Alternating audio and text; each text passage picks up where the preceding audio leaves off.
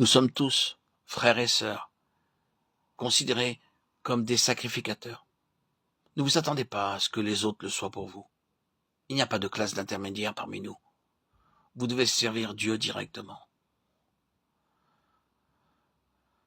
C'est la volonté de Dieu dans ces derniers temps de rétablir sa pleine pensée. Il veut rétablir la position de son peuple pour qu'il soit un peuple de prêtres. Vous êtes son peuple, alors vous êtes ses prêtres. Il y a des prêtres aujourd'hui et dans son royaume, il y aura encore des prêtres et tout le peuple de Dieu sera composé uniquement de prêtres. L'Église doit bénéficier du ministère de tous.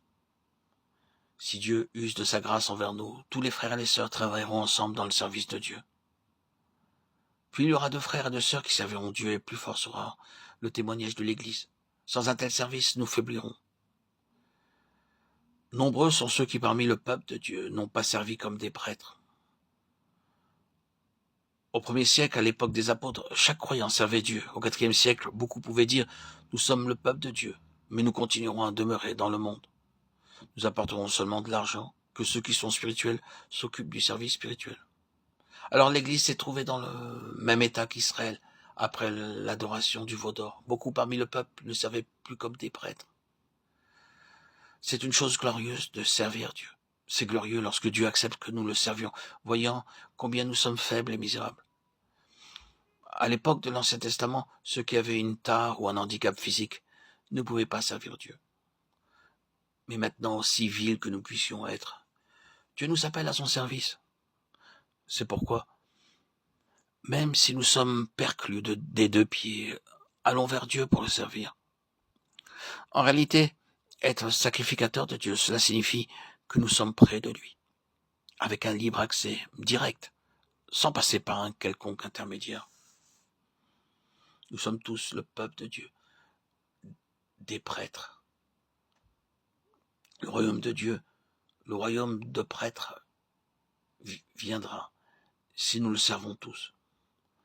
Si un jour, dans toutes les églises locales, tous les frères et sœurs servaient Dieu, le royaume de Dieu serait alors parmi nous, au milieu de nous.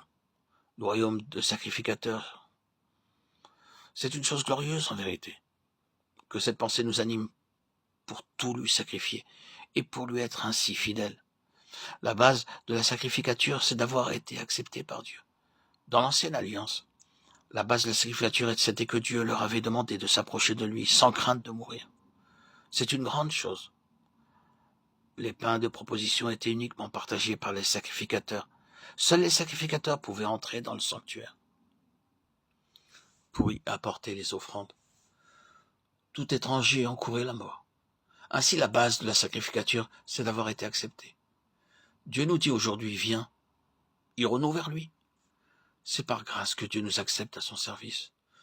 Nous devons bien réaliser que c'est un pur effet de sa bonté, si nous pouvons aller vers lui pour le servir. Avoir été sauvé par grâce et avoir été pardonné, c'est bien sûr une grande chose. Mais avoir été accepté pour le servir, c'est bien plus grand.